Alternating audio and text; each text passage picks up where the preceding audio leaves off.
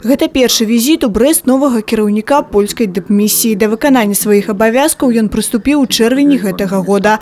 Зараз бліжэй знаёміцца з магчымасцямі рэгіёнаў для больш цеснага двухбаковага супрацоўніцтва. Надо воспользоваться этим шансом, который дает наше соседство. В основном, естественно, нам очень сильно нужен экономический компонент. Это дает, конечно, это процесс, это не делается сразу, но это уже мы видим, что есть очень позитивные моменты, и со временем, мне кажется, что развитие экономических связей принесет хорошие плоды. Мне очень тоже близко культурная сфера.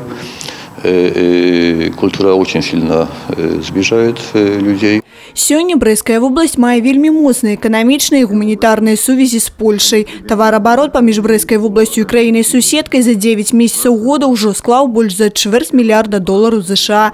Падчас сустрэчы бакі абмеркавалі перспектывы эканамічнага і культурнага супрацоўніцтва. Асобна спыніліся на развіцці турызму.